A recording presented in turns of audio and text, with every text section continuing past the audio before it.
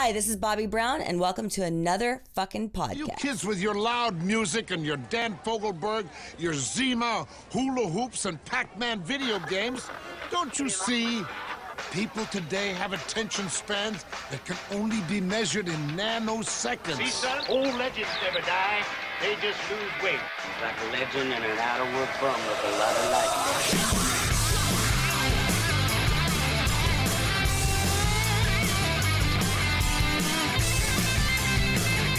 Hello, you crazy dirt fucker! Party time! Yes, it is party time. Hello, Hollywood. Hello, world. Hello, my loyal minions. It is good to see you, and it's always good to be seen. My name is Izzy Presley, and this is Metal Edge Magazine's another fucking podcast. Have another great show lined up for you on a very special Monday night edition of the show. We have Eric Martin. Martin, This is not Mr. Big. God damn it, Kevin Martin of Candlebox. This is Mr. Bigger. This is Mr. Bigger. Absolutely. He's gonna or when he gets back to California, he's gonna come over here and punch me for fucking that. Yeah. No, I wouldn't do that. That's assuming he would go into the valley. Yeah, exactly. Yeah, that's true. That is true. Us people from this side of the hill, when we go into the valley, it's got to be a much more important reason than punching you. I don't know. Yeah. I don't know. I'm sure there are a lot of people that hate me enough to do that. So why not? Kevin Martin from Candlebox is joining us. If I knew you were going to be wiping out in front of a burrito stand and like injuring half your body, I would go over the hill to videotape it and to watch. It was hilarious. That's the kind of friend I am. I know. I was pissed that it wasn't on video. It was hilarious. But what can you do? Ladies and gentlemen? Kevin's wondering what the hell he got himself into. Nice seeing you guys. Nice seeing you. Yeah. Click. Oh, my internet just went out. Yeah. Oh. Ladies and gentlemen, the incomparable Paul Gargano from Metal Edge Magazine. Good day. Good day. Hello, everybody. Good day. Hi, Make sure you guys. Hi. Thanks for having me. Well, it's an honor to have you. This is going to be, I'm going to get my dork out moment out at the very, very beginning because Kevin knows this all too well, but I am a ginormous Candlebox fan. And I've been lucky enough to get to know Kevin aside from the journalism side over the past several years. But I was trying to think today, as much as we've hung out, I don't think I've formally interviewed you probably in 20 years. It was probably a long time. It's been like Lucy or something since we like did a formal interview. So this is awesome. There's a lot to catch up. It's true. And I mean, we've been friends a long, long time. So it's funny. You kind of forget those things when you become friends with somebody. You're like, oh yeah, actually we did meet through the business and, but it's cool. I mean, I'm glad to have known you this long. I mean, you've always got something going on. You've always been a super fucking cool dude. And, you've got great taste in music. And, so I'm happy to chat with you anytime you want. That's awesome. It's funny. Great taste in music. By the way, this album is amazing. Oh, thank you. I told you, I ordered a copy. I ordered a pre-sale copy from some retailer and it didn't arrive on time. And I was at Amoeba. I'm going to shameless plug right here, Izzy. I'm shameless plugging. I went to Amoeba on Saturday to pick up the new Drowning Pool, Sinner. Their Drowning Pool's first record came out on vinyl for the first time. So I ran to Amoeba to support and pick it up. And I was like, well, I haven't gotten my Candlebox album yet, so I'll buy 2 copies of Candlebox. So I have now got another one coming. So Izzy, if you need a copy of the Candlebox vinyl, I'm your guy. I got you hooked up. All right. I'll probably take you up on that. And before we go any further, in the words of my good friend Stone Cold Steve Austin, crack one for the working man. Yeah. Cheers. Chin chin. Kevin, you started already, right? Because you're East Coast. Yeah, I started around 11 this morning. It is a Monday. It is a Monday. I'm in a rock band. It's what you're supposed to do, right? Yeah, right. That's what it's about. Yeah, Paul, I'm going to get this out of the way right away. It starts out early in the morning. Fuck it. I'll have a bloody 3 hours later. It's like, dude, there was Jack Daniels and cocaine. Yeah, you know? Yeah. And Sebastian Bach's first visit to the podcast, ladies and gentlemen. Every week he's like, just do it now and get it over with. Get it out of the way. And hold on. One more thing. We're just knocking all these out of the way, Kevin, because they have. What Dawson shows do you have coming up? Let's just knock those. That would be the 30th. We are playing at in Tarzana at the Maui Sugar Mill. Okay. Yeah. All right. So we got all the shameless plugs out of the way. So now we could just shamelessly plug Candlebox. I love it. Let's do it. Dude, I'm going to go back a ways because as we discussed early on, I mean, like, when I first met you guys, it was before. Oh my God. Good job, Izzy. When I first met you guys, it was before that, right when the first record came out. And I remember like I was in Milwaukee at the time and you guys were just your venues were just getting upgraded. It was like you would start in a club and then it would be in an arena. Like I remember Milwaukee in particular. I think you did 2 nights at the arena in Milwaukee. Yeah, we did. It was just colossal. And I hate to use the word overnight because that's not fair because you were doing your thing in Seattle and regionally and everything. But at a national level, if you can remember back that far, just that initial just out of literally at a national level out of nowhere to go from, we're doing clubs to 2 nights in arenas. Yeah. Well, I mean, listen, the meteoric rise, it happens a lot. Mm-hmm. It happens with a lot of bands. Certainly being from Seattle didn't hurt. There was, the attention that was directed that way was, undeniable. But I think for us, when we started touring in May of '93, by the time we hit that Living Color run that we did in the fall of '93, when those guys took us out, we could tell that something was, happening. The single was doing really, really well. People were showing up early to see us play with Living Color. And then of course, the tour that started in January of '94 with Rush, that kind of solidified our footprint in the world of rock and roll. But I don't think we expected the success of You to turn into the success of Far Behind, and then to follow that up with Cover Me as the 4th single from the record, that we would get 19 to 20 months out of the life of a record. I think we thought that, the tours would be great. The record would maybe go gold and that would allow us to make a second record. And I think that when we hit that Metallica tour in July of '94, that's when you realize just how short of a time period it has been.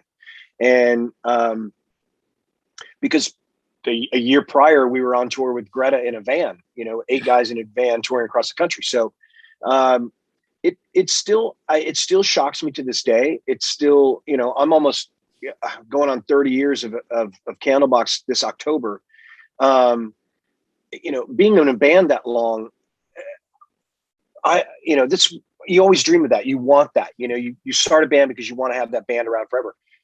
But I didn't think it would happen. And I certainly didn't think that that the first record would still to this day be that album that allows me to continue to make music. I mean, it's still a total fucking mind-blowing experience as a 24-year-old kid to sell 1 million records and buy a house and stupid cars and I mean, fuck yeah, cool. Yeah. But it did happen so fast. And I think that was the problem with us being able to sustain any type of success, even with the success of Lucy, selling 1 million copies. It's really, really hard when you're not a pop band to rise that fast and stay, because we're writing our own music, and I think that there were moments in conversations with management where I was very realistic about my career, and the opportunities allowed me. But I don't think I took them seriously. And I wish I had. I wish I'd have spent a little more time focused on those conversations with Lindy, our manager, Lindy Getz, who was just a mensch and a genius and and a brilliant human being. And we as a band, we did things diplomatically, but sometimes you need that, that captain, and I wasn't the captain I should have been. It's got to be impossible though, when you're in the midst of that, in the moment, to be able to take that stuff seriously. I mean, I always say now, as everybody knows who listens, my full-time thing, I manage bands. That's what I do. And had I known now what I knew when I was in my 20s and 30s doing Metal Edge, who knows where I would be? Like, who knows how things would have changed? I wasn't carving out relationships back then that I thought would matter to me 20 years later. I was in the midst of Metal Edge, you know what I mean? And now it's like, you get, like, that wisdom doesn't come until we get older, sadly. Yeah, I mean, that's the saying. If I knew then what I know now. Yeah, exactly. Yeah. That's why it's a saying, right? It's crazy. But it's like, who knows? There's no way to tell. Mm-hmm. Sorry, Paul. How did the Rush crowd respond to you guys? Every night. Sometimes. You got long finger, you got short stock. Yeah. and then right next to them, these guys are fucking rad, dude. Yeah, it was a hard one. Because I think we were the last band to open for Rush. I think they realized at that point in their careers that they were one of the biggest bands in the world, and they really didn't have to have a support act. Yeah. And I remember, we toured with them for 3 months, and the end of tour party was in Albany, New York, and I played golf with Neil Peart. It was a really amazing experience. And I remember talking with Neil about their career, and I said, you hear it all the time. I grew up listening to you, but I said, what I find interesting is that you guys still take bands on the road. I said, I don't understand that. And he's like, well, we like to have bands out that we like, and we enjoy the camaraderie of relationships that are created by touring with musicians and bands that we admire. And he said, we chose you guys specifically for what you do. And piss off our fans. Yeah. But he said, you're the only band right now that is making the kind of music that you're making. And he said, and that's one of the things that drew us to you. He said, now you're also selling tickets for us, which is great. Yeah. I said, well, it can't be fucking possible. I mean, you're Rush. So you sell out every fucking show in the world. But I think that we actually were. I think that our record was doing so well that there was an audience that wanted to come there. As a matter of fact, Brian Quinn, who plays with me now, the first time he saw us was in New Jersey at the arena that we played with Rush. And he was like, dude, I saw Candlebox and I play in a fucking band. It's weird. But he said, we got there early. My brother got tickets. I said, we got to go see this fucking band Candlebox, and I think Brian was 13 at the time, 13 or 14 years old. So, even at that age, kid that young that wanted to see us, they wanted to make sure that they got there early. And I think, that's for a band like us, when you have that opportunity to reach an audience of that size, there was a part of us that did not want to take that tour because of the success of Rush, because we knew what we would be up against, because their fans are so fucking loyal to them. I said, look, I don't know if I want to stand around and get fucking flipped off every night. Like I said that in meetings, I'm like, this is not going to be fun.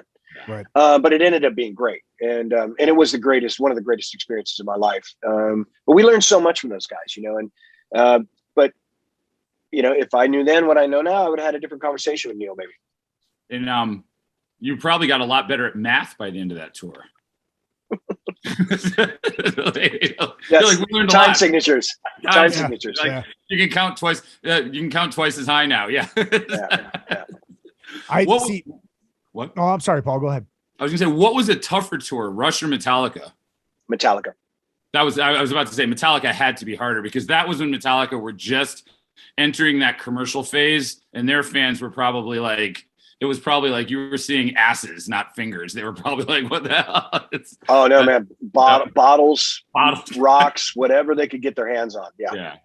Yeah, See, that's coming at us. that actually really surprised me, because if you open for him later on, like at post Black Album, because we had Jeff Tate on, and they opened for them on the Justice tour, and I could see that being really fuck you, but with the commercial success that Metallica had, you would think that wouldn't have been quite as bad. Hello? Hello? Hello? Hello? Son of a bitch. Did we lose him?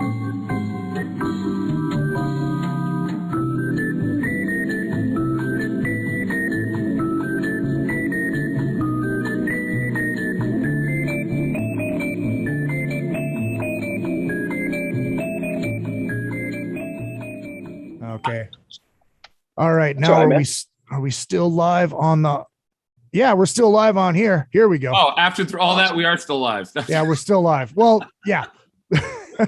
Hey, man, that's the fun of live radio. I'm trying to figure out technology. I'm going, this is Izzy's job. I literally. So my internet went out, and I had to switch over to the internet on my phone. So I'm tethering my phone now. So, all right, cool. So I lost you guys right after I talked about Queensryche opening for them on the Justice tour, and how it might have been different because of the commercial success that they had before you guys joined up. Yeah. So what were you out on with them? We went on the tail end of the Black Album. Yeah, so that was the summer of '94. And the reason that it was so difficult was because Alice was supposed to be on that run. So it was supposed to be Suicidal Tendencies, Candlebox, Alice in Chains, Metallica. And Lane went into rehab. And I think Jerry may have as well. And so they pulled out of the tour, and no one, I mean, the name Candlebox doesn't even sound right, sandwiched between really anything, but certainly not Suicidal Tendencies or Metallica, you know? Candlebox, hey, the guys from Seattle, you know?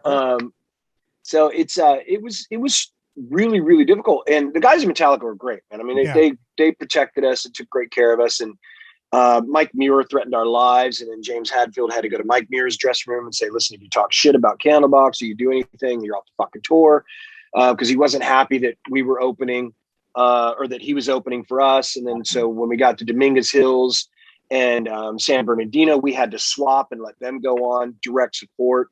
And, you know, he showed up with his gang in Dominguez Hills. They were going to beat the shit out of me. And then one of the guys that was there did my tattoo. So he was like, listen, man, I don't want any part of this. That's my boy. It was fucking just, I was like, man, are we in high school? Are we in fucking high school? Wow. This is ridiculous.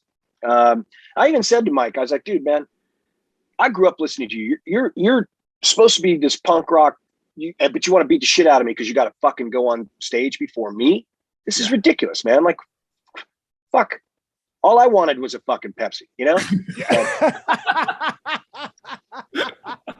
See, I saw you guys. I did see you guys on that, on the first tour, or the first record, at least, in Minneapolis. You had the Flaming Lips open up. And yes, we did. Are you a huge fan of those guys, or was it just something that the record label put together, or how did that end up? No. We've always taken out bands that we like and admire. The Flaming Lips, I had come across some of their records in the like 85, 86, 87 in Seattle. We had a record store called Fallout that had a bunch of it was a cool skateboard shop. But it was records and cassettes and CDs and shit. And they were playing this the record in there one day. And I was like, what the fuck is this? Because it was so like out there and weird, and it kind of sounded like Syd Barrett. And the guy's like, oh, it's this band Flaming Lips from Norman, Oklahoma. And I was like, God, this is dope. And I fell in love with it, and just kept buying their albums. And then when we had to do that tour in the fall, of course, She Don't Use Jelly was doing really well for them. And I was like, listen, I think we should take these guys on the road. You know, they're phenomenal musicians. They made us work really, really hard every night as a band.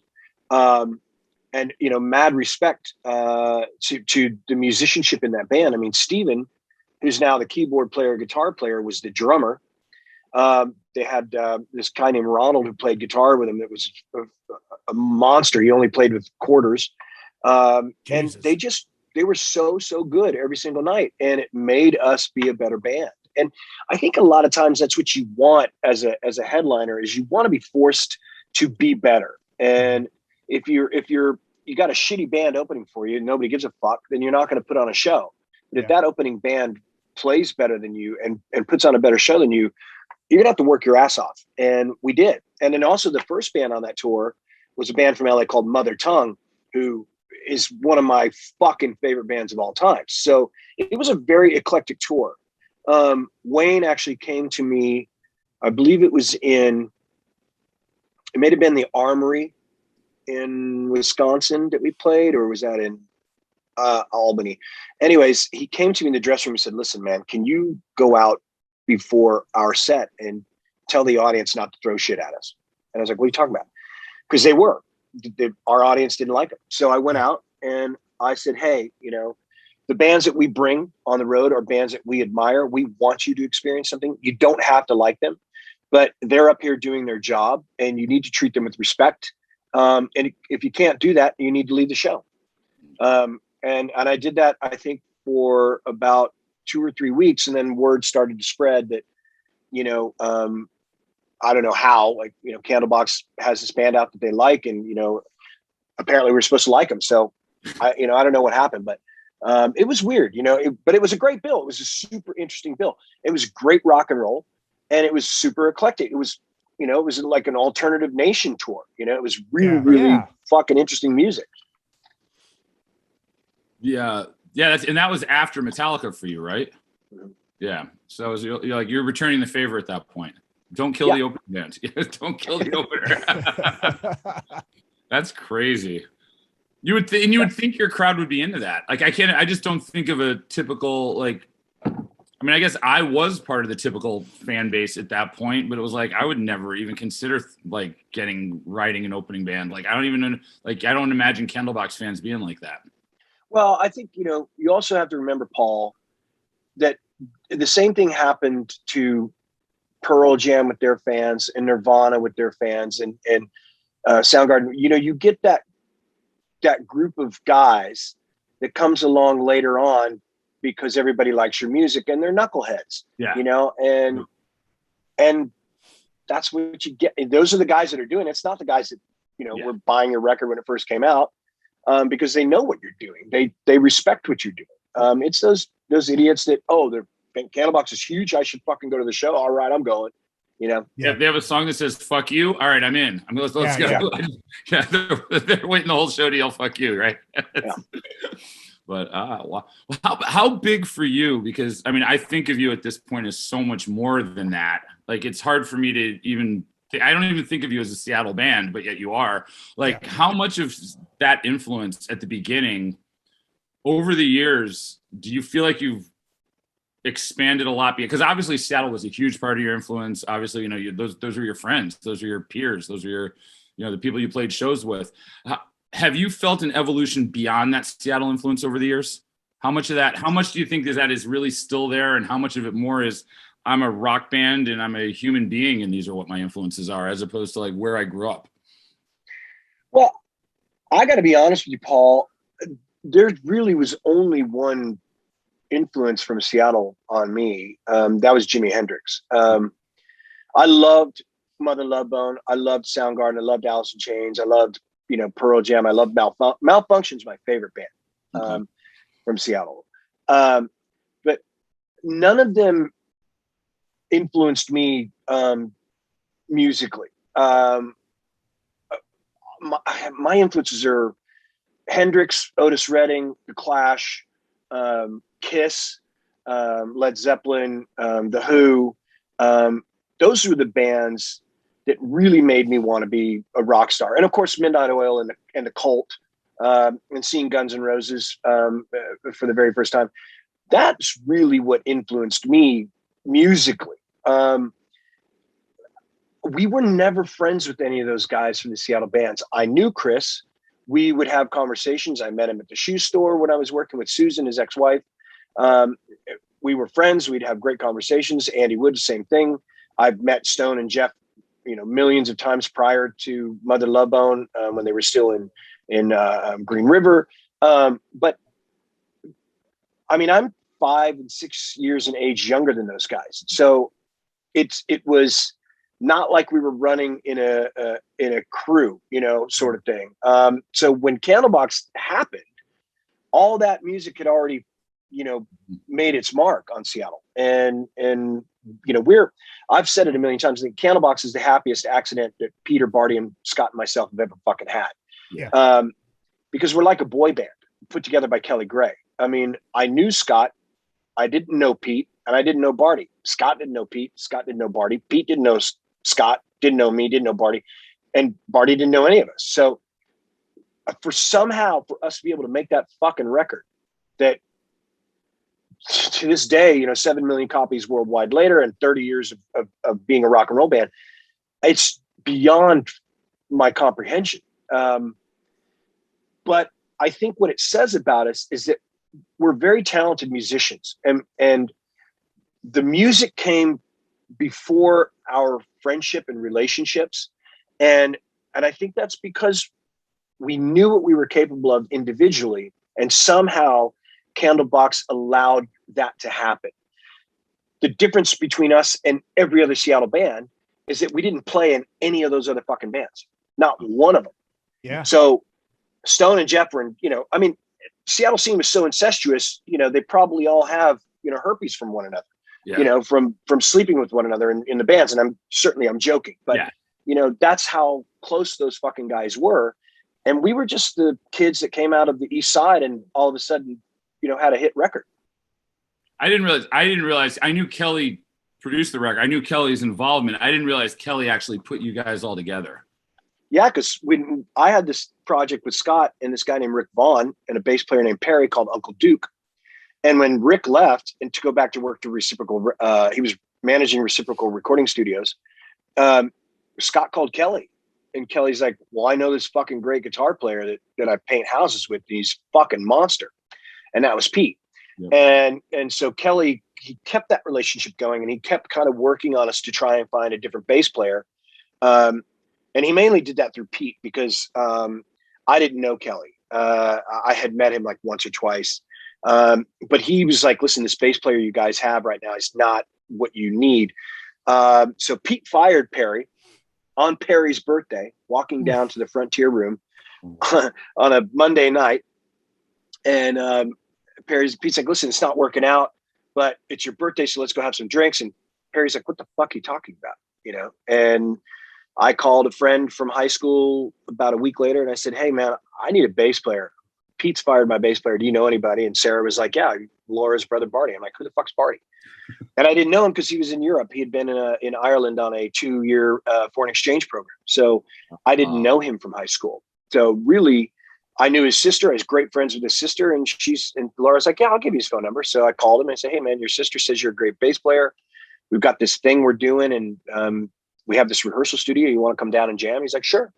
And Barty brought you and Far Behind to the very first rehearsal. Yeah. Wow. That's fantastic. Yeah. I didn't know that. That's, yeah, it's weird because you were never even contemporaries with those guys then. It was a little, you came after. So it was like, they weren't far enough before you to influence you, and you didn't really play shows with them to be influenced as contemporaries. Exactly. Gotcha. Okay. All right. Long story short, Paul. Just for the record, if any more technical problems happen, we're gonna have to go to this, which I just got at Goodwill today. That's fantastic. This new recording device that apparently is available now. So I love it.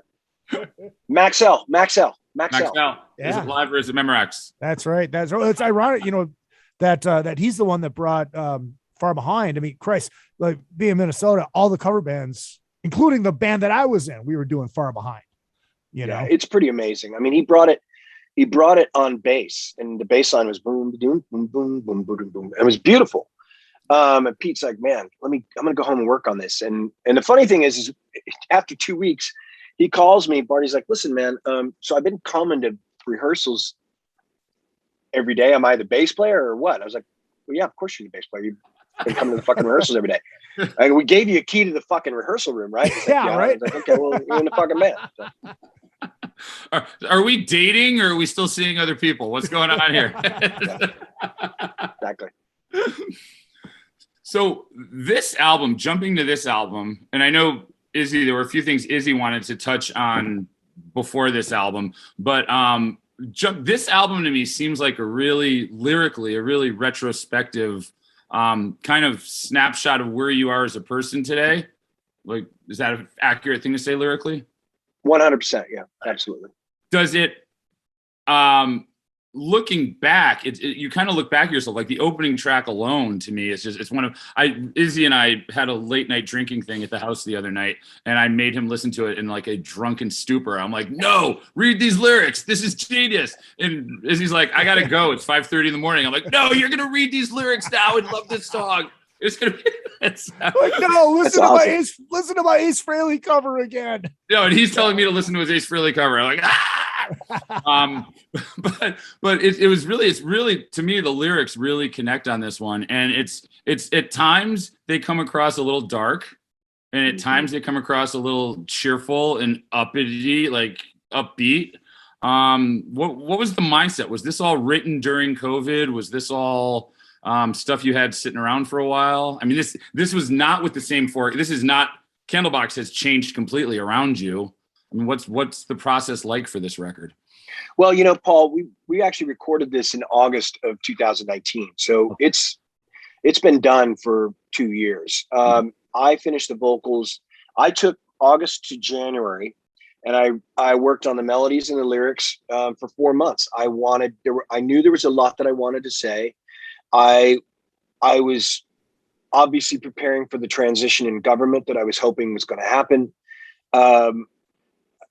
There were so many emotions going on with me prior to recording vocals on this record, just because I've never seen the type of disregard for human life that we're seeing right now. I've never seen so much anger and pain and frustration. It's shocking to me. And I was trying to comprehend writing these songs. When I was writing lyrics, I was trying to comprehend, how the fuck did we get here? And how did I get here? And I'm 50 at this point. I was 51 making this record, and I kept thinking to myself, man, if I'm halfway through my life, what am I leaving? And what does it matter? Am I relevant? Am I irrelevant? Is my political position or opinion important? Does it matter? Does Candlebox matter? I mean, I contemplated that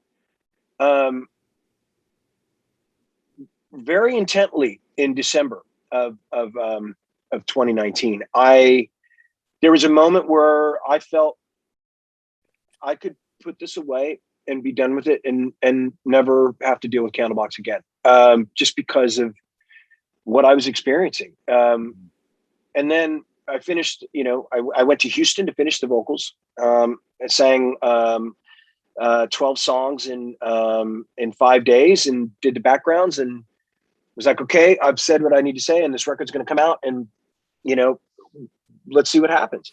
And then the world shut down. So I have been sitting on this record that long. I've thought to myself several times, do I need to go back and remix that? Do I need to go back and change those lyrics?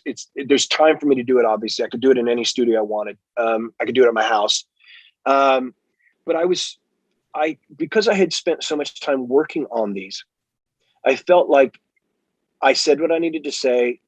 My conscience was clean. My heart is on my sleeve yet again on a record. The love that I have for my wife is immeasurable.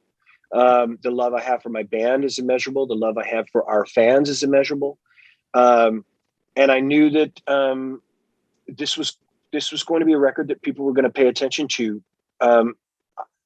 not because of COVID, but I think because of the honesty in the songs. Like All Downhill From Here, I wrote with Christopher Thorne, and it's the perfect opening track for a record, because it's honest, and it's the sincerity of growing older and appreciating it is something I think is lost on a lot of people.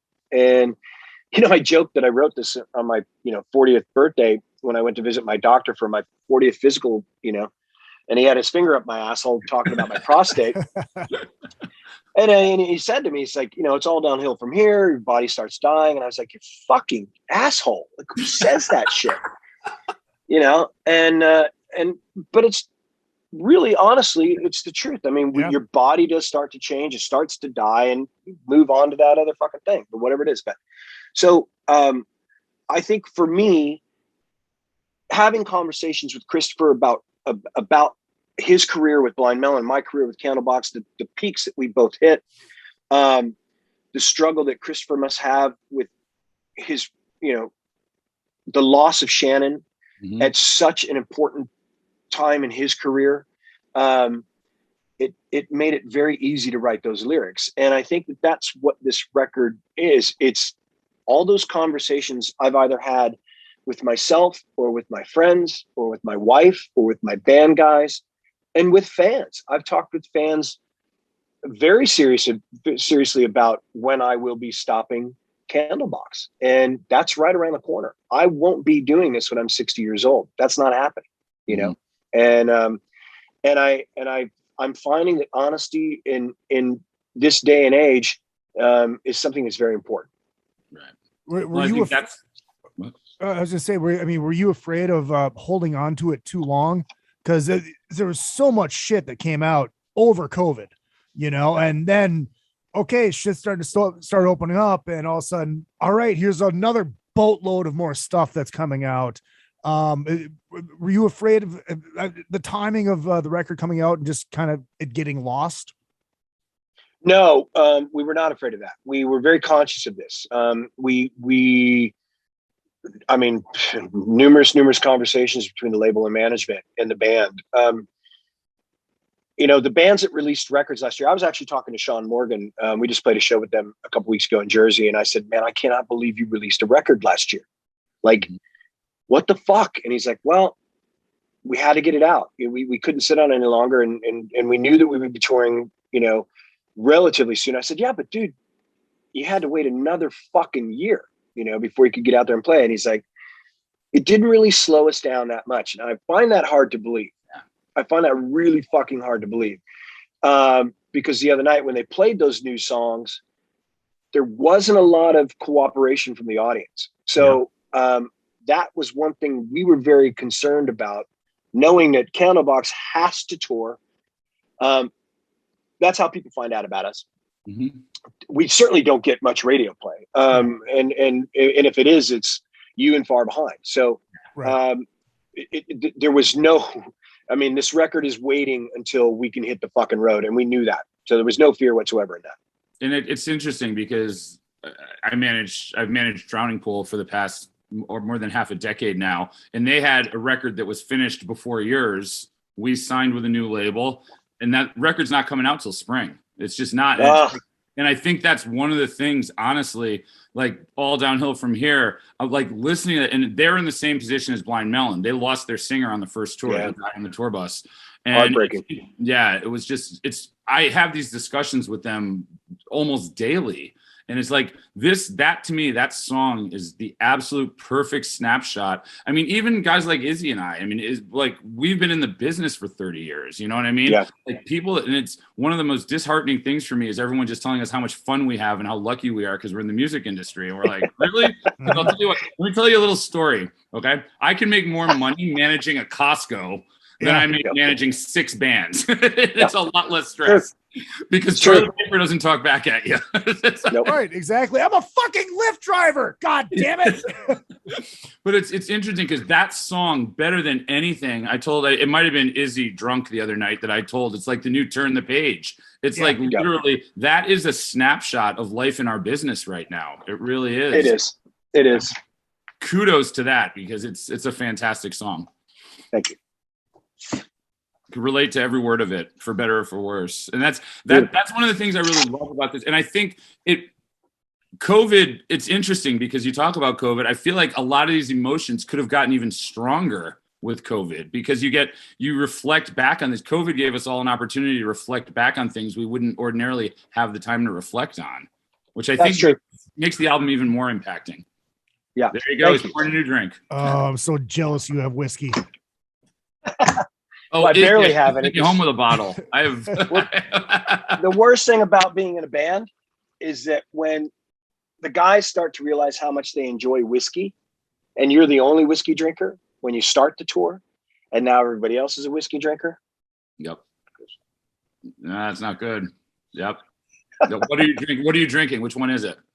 Snob Creek. Nice. Okay. Well, Very nice. Because I'm feeling left out, I'm gonna get the last. There's a little corner left in there. I heard if you shake it enough, more comes out. No, that's later. That's something else. That's later when the wrong show.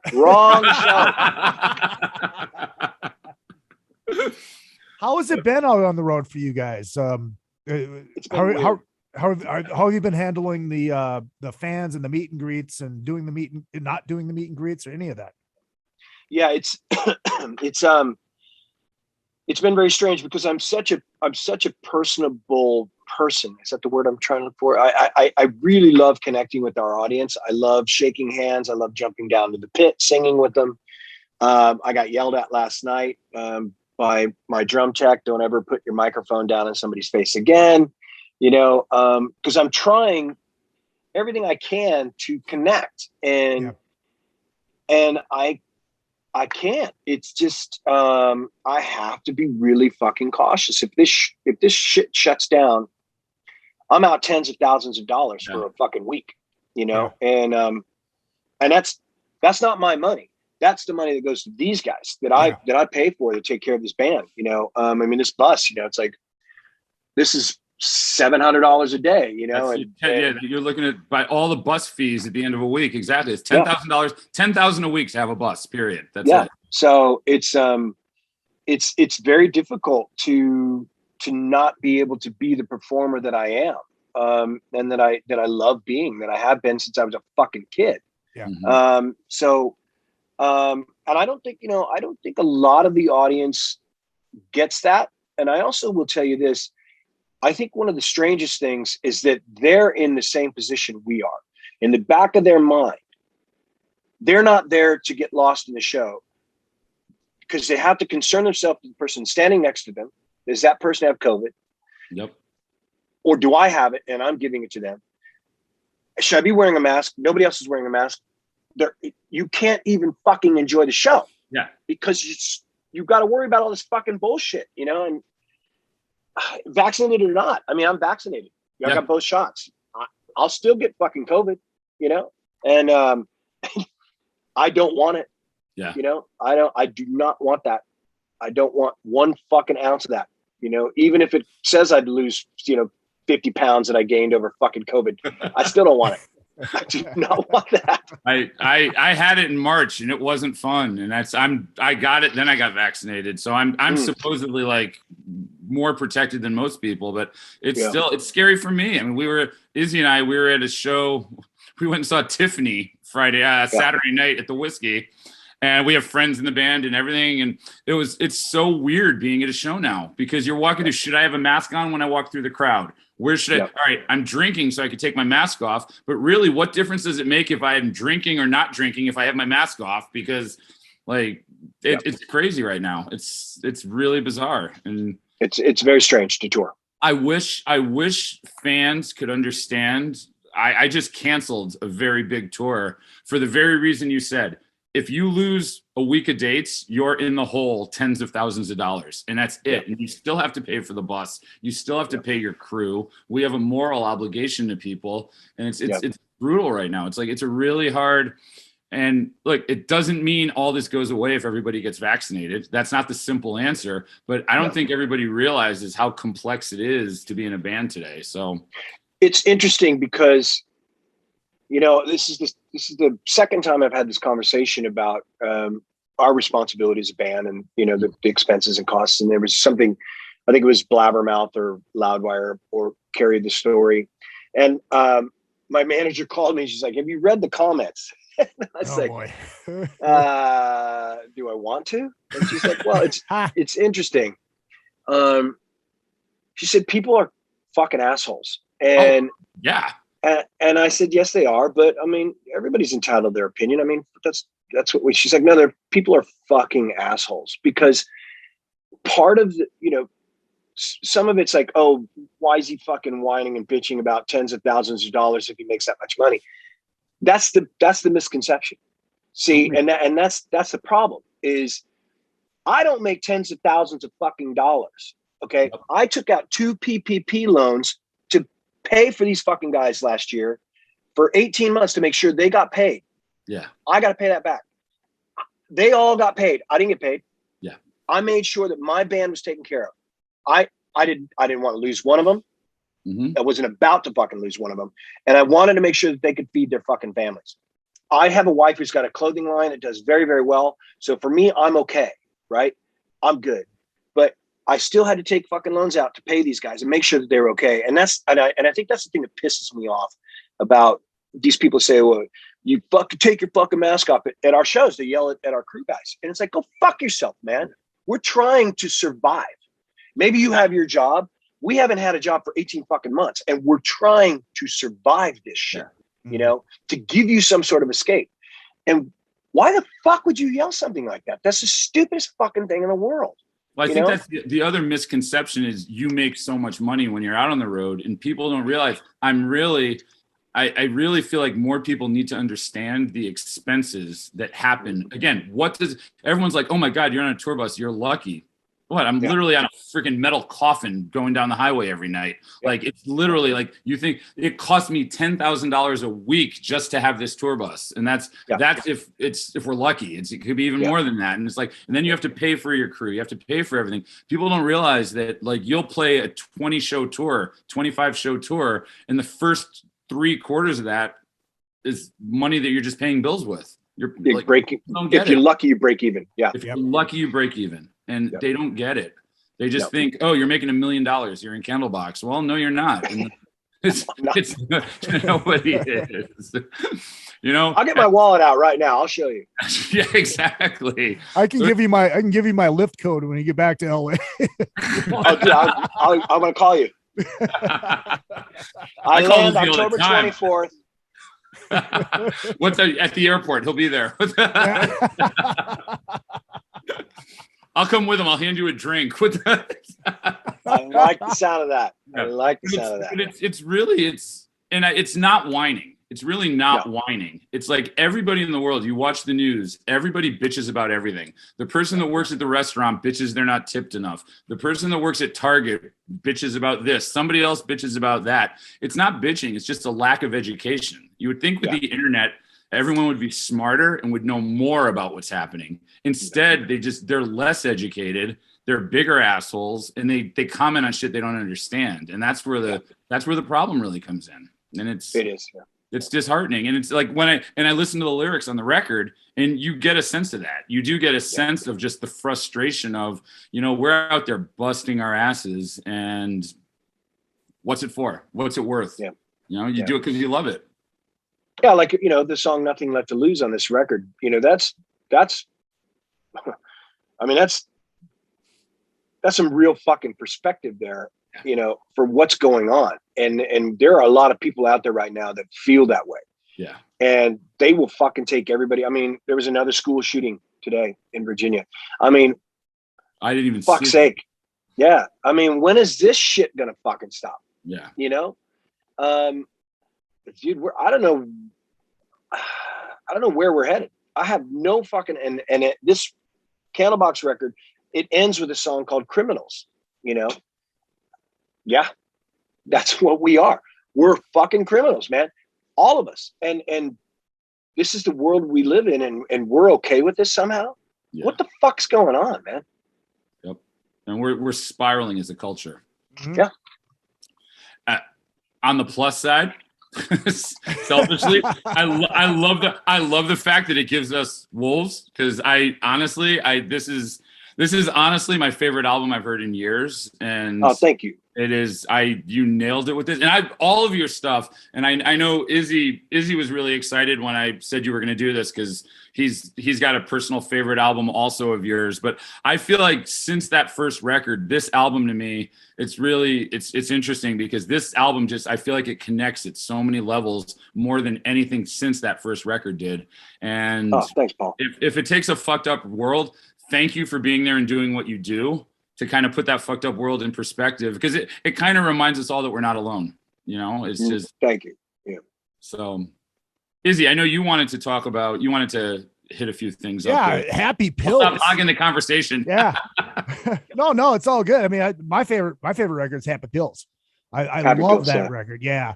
And when I was doing radio in St. Cloud, Minnesota, right before I moved out here. We still played songs off of that record. And I think I saw you guys on that tour too at the Glam Slam at Prince's Club. We did. Yep. That was a fun show. Yeah. Yeah. It was great. Happy Pills is an interesting record for us because it was a battle, with the label, because of the semi success of Lucy. Guy and Ronnie and Madonna were trying to get Freddie out of Maverick Records, and Freddie had called our manager and said, listen, I think this is probably not a good idea, and I think Candlebox should cut their losses and maybe go over to Warner Brothers. Now, he didn't explain to us why. Mm-hmm. And we were confused. We're like, Freddie was always our champion, even though Guy signed us and we loved Guy, and all that stuff. We were like, what's so weird? Why is Freddie doing that? Because he couldn't say what he wanted to say. It was like, listen, this label's going in the fucking toilet. Go to Warner Brothers, go over there. But he go to the light. Go to the light. Yeah, exactly. So we made a record. Under strange duress, like emotional, fucked up. What's happening?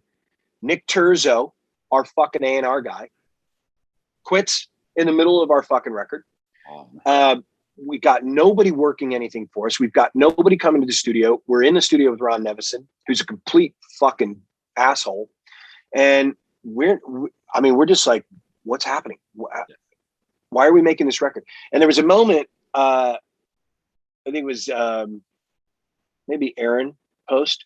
John Reese, our manager, had an assistant, this kid named Aaron Post, who came to the studio, and he was like, man, this is a fucking cool record. Like, he'd been there all day. And I was like, what are you talking about? This fucking record's so fucked up. We don't even know what we're doing right now. Yeah. But that was kind of what it was. It was because we had so much negative energy coming from what was happening with the label that we were able to somehow compound that into making an album that was cohesive, but also extended our musical prowess and allowed us to kind of set ourselves up.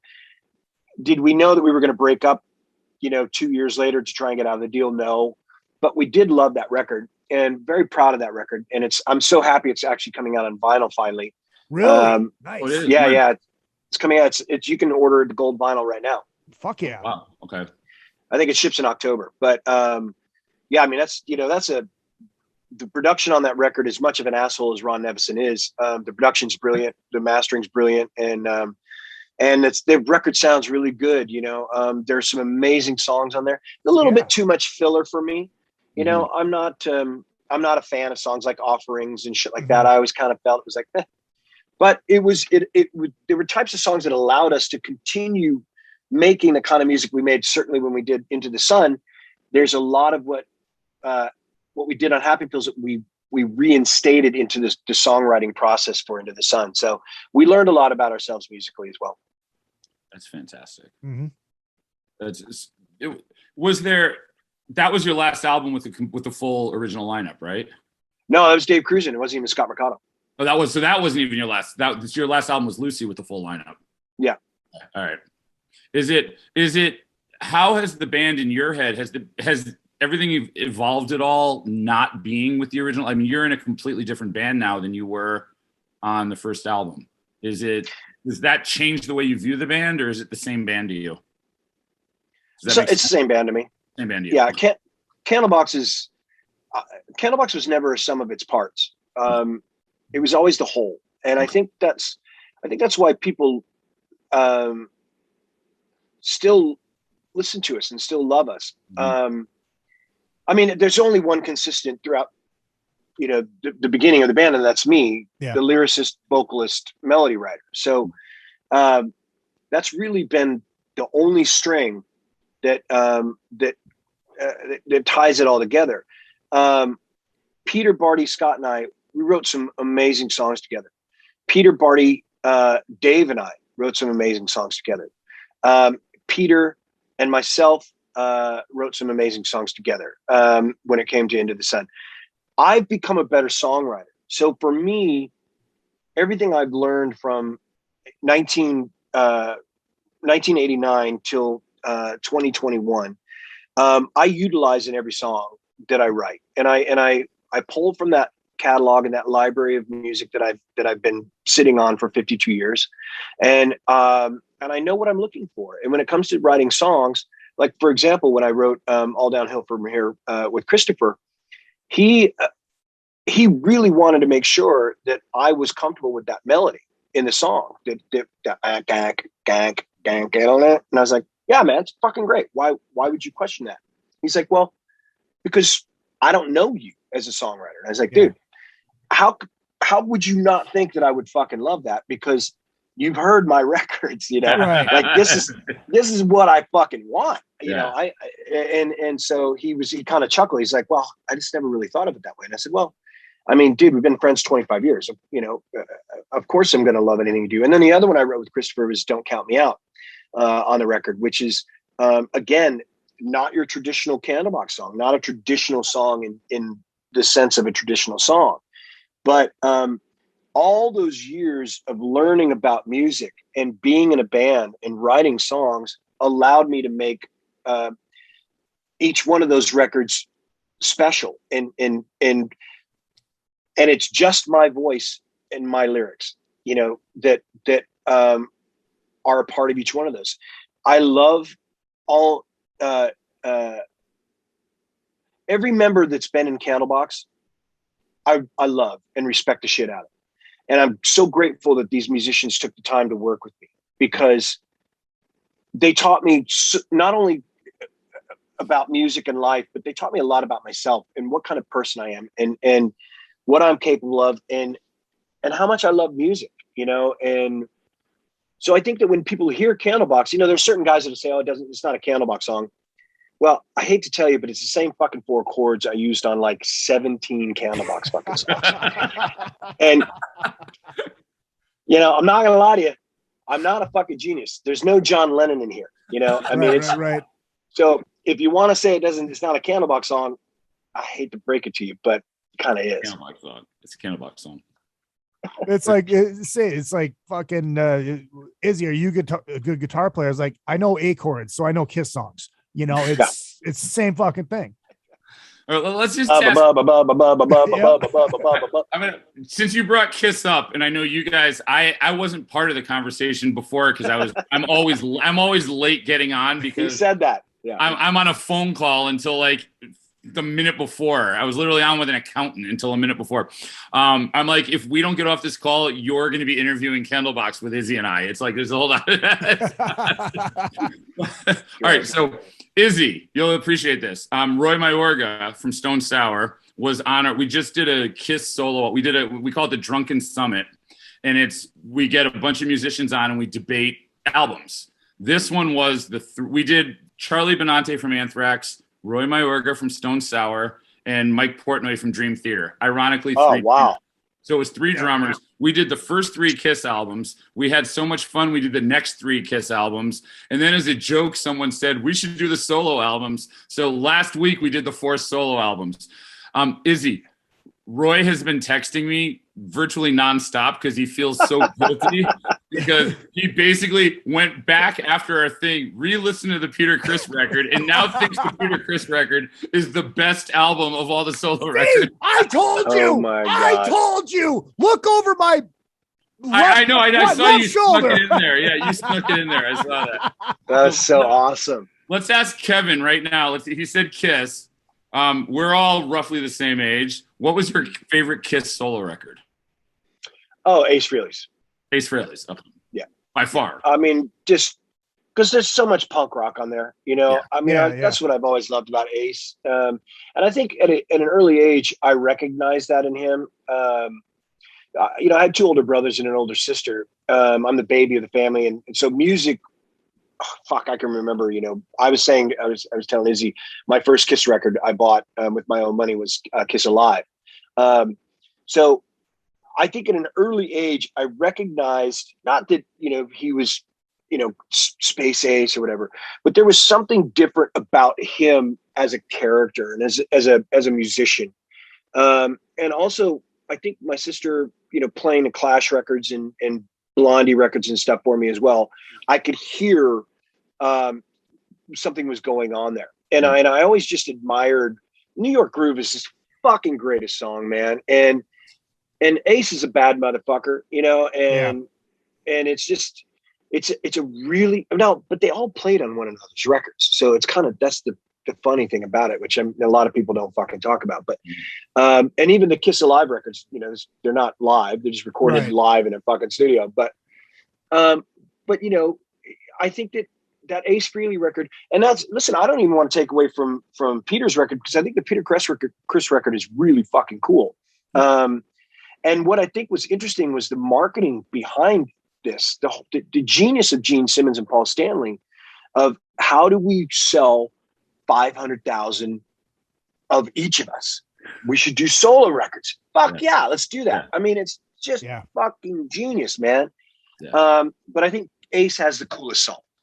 Yeah. Well, but see, my thing has been, and for the past couple of years, about how if you listen to Peter's record, you take that Kiss logo off of it. It is very relevant to those times. And if you listen, because I listen to Casey Kasem, the old Casey Kasems, and every once in a while I'll get 78 that pops up like September, you know, and it's boom. It's like, dude, this sounds like fucking Peter's solo record, you know, and it's really fucking good. It is. It's a great record. All four of them are great. Yeah. I love Gene's. I think Paul's is the most overrated one, personally. But I would probably agree with you on that personally, but it was interesting. So yeah, we wasted 2 hours talking about the four Kiss solo. Nobody ever, no six nerds have ever spent, throw Eddie Trunk in the mix because there were six of us. No six nerds have ever spent that much time talking about the solo records, but we did. God bless you for doing that. Yeah. So we will have to have you on one of those when we'll find one. Well, you were trying. You were trying to get down. I just couldn't work it out schedule wise. We'll figure out offline. We'll figure out one that we're going to do that you're down for. Even if we're probably going to go back and revisit the Kiss ones again with a different cast and crew now, because it's so much fun. I mean, it is. Yeah. I mean, the intention was never to do 10 Kiss albums with the same 6 people, but we had a blast. Yeah. So we'll keep you looped in for that. How do you feel about the 80s? How do you feel about the 80s Kiss records?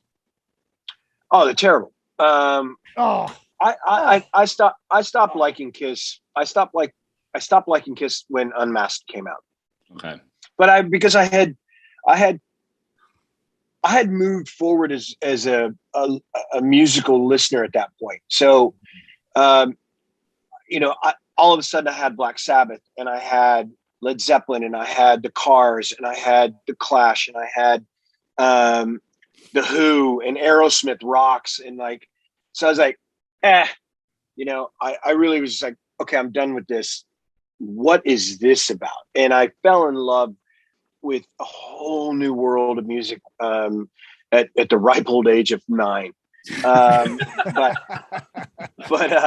no, of course I'm joking, but no, I think once the Unmasked thing happened, I had already moved past my love of what Kiss was trying to sell me.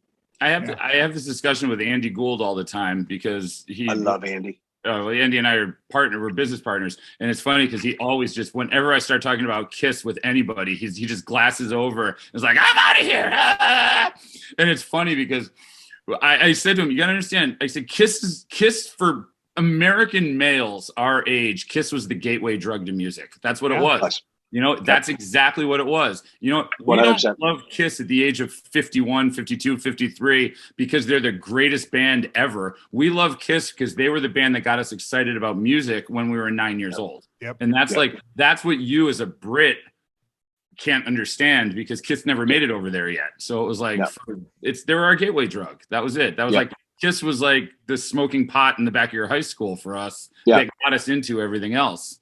Oh, yeah. It's interesting. Go ahead. Go ahead, Izzy. Oh, I was just gonna say, I was just gonna make fun of Andy. Oh, geez, I'm sorry, we didn't fucking work for George Martin and the fucking Beatles. Give me a fuck, bro. I was just gonna say they had the Beatles, we had Kiss. I mean, come on. Exactly. Moving back to Candlebox really quick. So you said you guys broke up to get out of your record deal.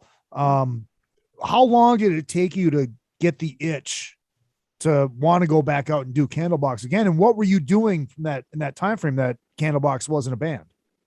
Well, I had unfortunately the whole break up the band, bullshit backfired. So I was a key man for the deal. So I was stuck with Maverick. That went on for about 2 years of delivering demos and sending music in and not really giving a shit about what I was doing. I was kind of Neil Younging it, I figured that at some point they would get sick of me sending bad songs and let me out of the deal. And that didn't happen. So there was a phone call that happened between myself and Guy and Madonna, where I said specifically that I'm unhappy. This is not going to continue on and goodbye. Let me out of the deal. And well, you have one more record you have to provide. I was like, I can't provide it. You don't own the name Candlebox. The band owns the name Candlebox. It's not going to happen. And I'm here. I'm doing these demos. You've not advanced me anything for the fourth record. You're making me do these on my own dime. And go fuck yourself. I'm out. Wait, you told Madonna to go fuck herself? I did. Oh my! And amazing. I love you even more now. That's just so fit. And I love Madonna. That's just amazing. How many people get to I love her too. I love her too. Listen. Oh my God. It was purely heat of the moment. I was so frustrated at that point. It was 2001, and I'm still fucking, having to. I built that fucking studio. I built that fucking house. I was the first band signed to Maverick Records. Yeah. Alanis Morissette came along and sold a fuck ton more records than us, but still, we were the foundation.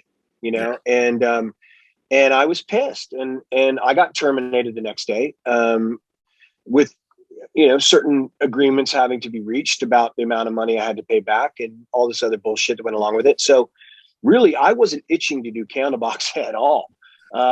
I had started Kevin Martin and the High Watts. I had signed a new deal with Gold Circle Records, and I had done my record, The Possibility Being, and it was coming out in a year. So I really didn't give a shit what Maverick, thought of me, and certainly what Candlebox meant to me at that point. I didn't care.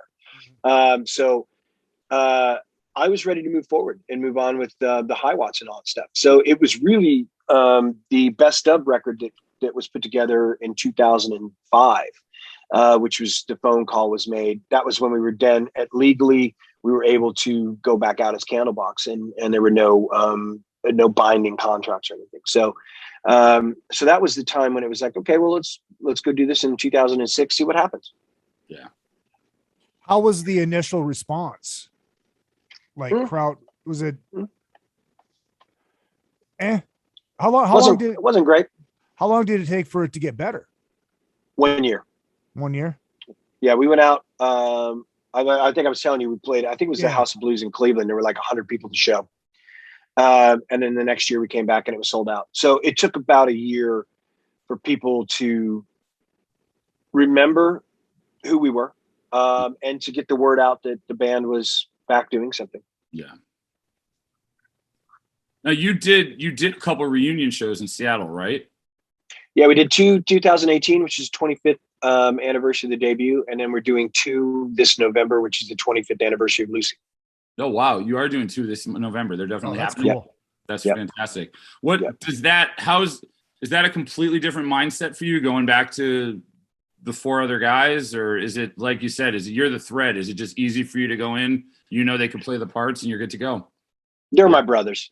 You know, I mean, it was funny because Pete's putting together the set list right now, and he was like, "So, do we venture past Happy Pills?"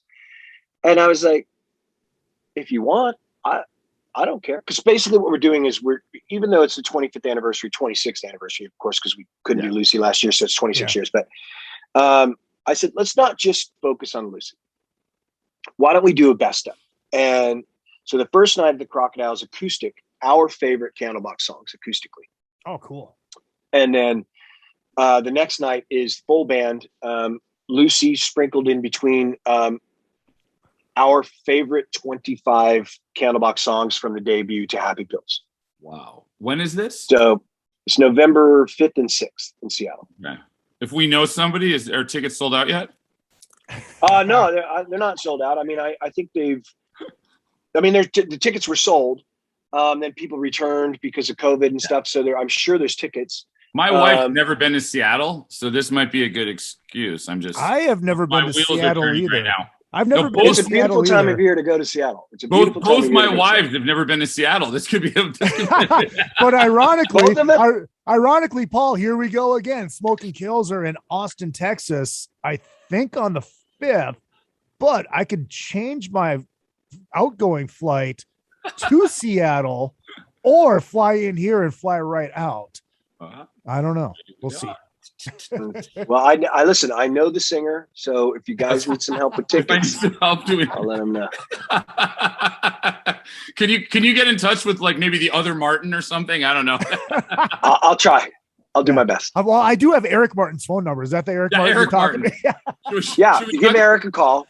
Give Eric a call. See what he can do for you in Seattle. If that doesn't work out, you let me know. Oh my God. Are there going to be any Mr. Big covers that night? Because that's what we Well, Eric Martin, Kevin Martin, and Barty Martin. Here we go. We got this. That seems like a fucking obvious, right? We should put that band together. God damn, the Martins. The Martins. We'll tour with Hanson. Yeah, exactly. All right. Well, Izzy, do you have anything else? I don't want to take up. I'm looking at the time here, and yeah, it's been a good run. Been a good run. I think we are. I'm gonna tell you my first. I always feel like, especially in this new era of like everything being digital, like we know in the biz, we know that people stop trailing off at a certain point on Apple Music and Spotify, and no matter how good the record is, people never make it to the end because something happens. And the two big songs for me. My Weakness, I love that song. It's very clear what that's about. That to me is just such a beautiful song. And I'm loving on Trip. Great. I'm really, you know what? It reminds me a little bit of the Bodines. That might mean something. I love the Bodines. You know the Bodines, okay. Because I know, Izzy, you know the Bodines from Minneapolis. They're not from Minneapolis. I know the name, yeah. But they're Wisconsin, and you're Southern Canada. They're on the other side of the Cheddar Curtain. Yeah, exactly. Oh my God. I'm loving Trip a lot. That's on the side B of the vinyl, but thank you. I love that song as well. It's cool because it's kind of it's a little bit of a Suspicious Minds kind of track, you know. Elvis Presley, it's I think it even might be the same fucking chords. My favorite part of that song is the bridge. I love the bridge change in that song, and I was really proud of the lyrics I wrote. And I mean, it's so interesting, man. I think this is the first time I've made a record where I've taken so much time to focus on what I was writing about lyrically and melodically. And I wanted to make sure that Trip felt, I mean, it's because that's what women do, man. They, you know, if you're a straight heterosexual man, women trip you up. They will fuck your whole world up, man. And there's no getting out of it, you know? And any other type of sexual relationship you have, there's that one person that just fucking does it for you, man. And it is everything to you. And my wife, you know, she spun me out when I met her 20 fucking years ago in Los Angeles. And I'm still as crazy about her as I was. As dysfunctional as our relationship is, which is where you get My Weakness from.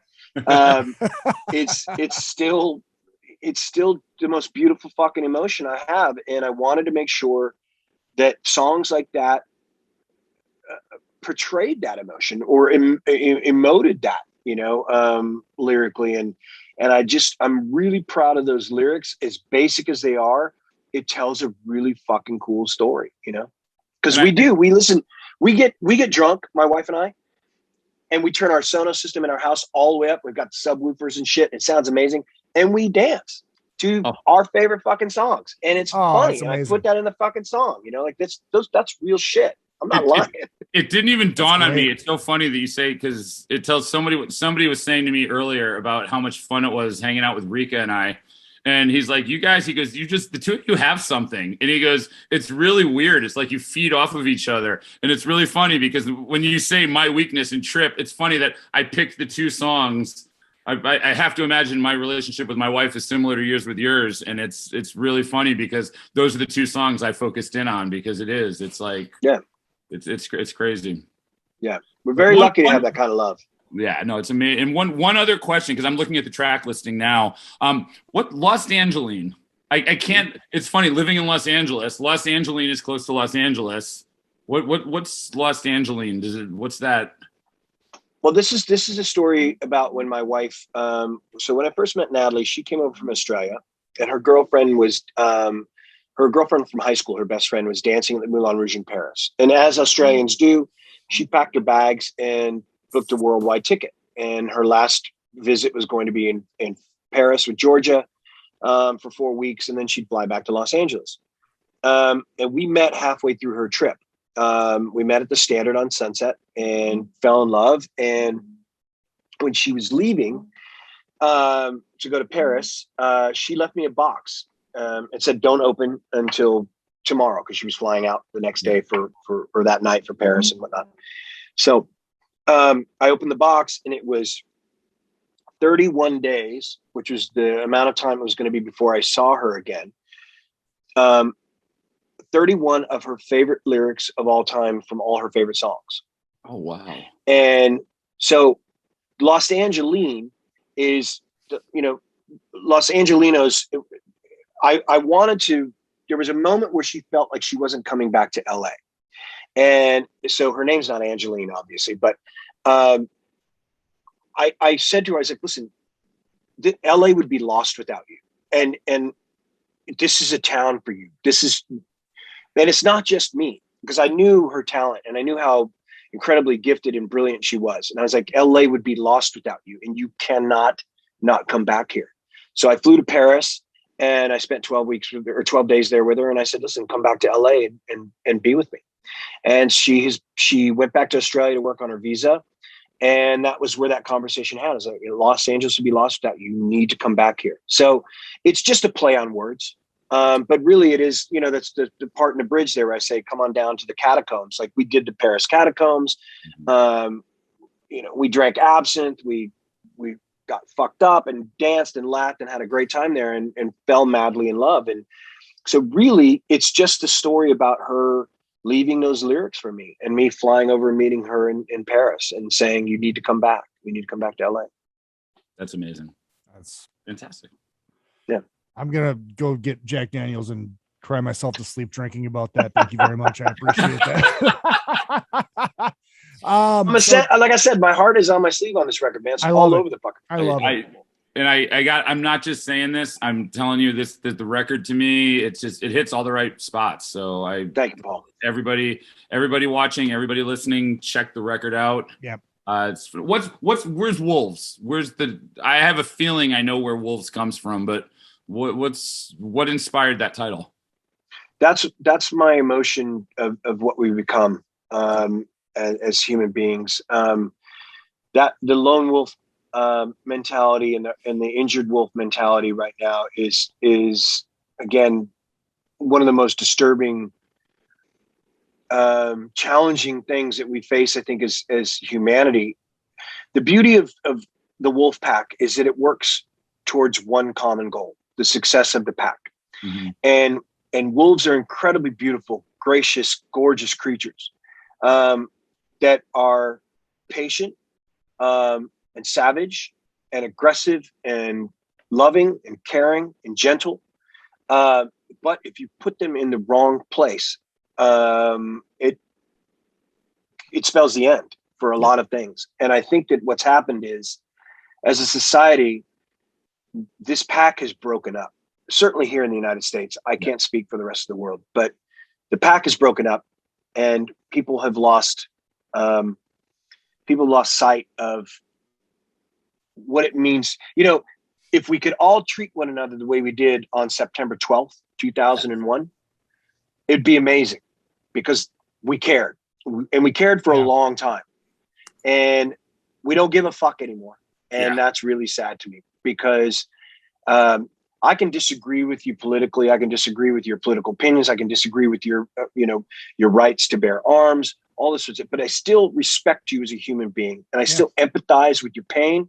I still empathize and I have compassion for what you're struggling with. And I understand that fear. And I understand thinking that the world is collapsing in on you. We've all been there, but I really, really wish that we would come back to this pack mentality and just lift one another up and get through this bullshit and turn this fucking world around, because it is dark right now. It's very, very dark. It is. Well, look, if we do more of this and less of social media, less of Twitter. Yep. Exactly. I can't think of a better place to end. So Yeah. we will do this again. Yeah, we will absolutely. be on one of the drunken summits. We will make this happen. And we'll do it at the love Rainbow too. We'll do it at the Rainbow too. But That'd Kevin, be how fun. long you guys still out on the road? What do you guys got coming up? I had somebody actually in the chat room say, "Hey, come back to Albany." That is Danielle, new listener. Hi, Danielle. Thank you, Danielle. We will be back. So we finish up in Los Angeles. Our last show's on the 24th at the Fonda, which I'm so excited about. I fucking love that venue. I would very love to come to that show. Yeah, and then I'm home for a couple of days, and I fly up to Seattle for the Seattle shows. We've got we have some December dates, I think, like Lake Tahoe, Boise, Portland, Spokane, etc., Sacramento. And then next year we pick up again in the summer for the Albanys, the Syracuses. It'll be another long, probably about a 6 to 8 week run that we'll be doing. As long as Wolves still continues to perform the way it has been for the past couple of days, fingers crossed, this record carries us through next summer. So. I'll keep buying 2 copies of the vinyl a week. That's And yes, there's a meet and greet, and that is cardboard cutouts of Kevin Martin for only $1,599. Behind Plexi. Behind plexiglass. There you go. Check out the new record, Wolves, from Candlebox. It is really fucking good. I actually have listened to it, and I did really enjoy it, but I cannot wait to dive into it on vinyl and really dive into it properly. Let me hit my Black Diamond outro music. Kevin Martin, dude, thank you so much. This was thank you, Izzy. My pleasure. A complete honor, man. And I'm going to make sure I'm at that show at the Fonda. I've never been to the Fonda. I would love to. My first time to be Candlebox, because it's been. I have not seen you since Happy Pills. So shit, you're in for it. I can't wait. Can't wait. It's a date. Maybe I'll even bring my wife. It'll be like a threesome date. Sweet. Well, so does that mean I have to wear my Roddy Piper kilt? Please don't. Please don't. All right.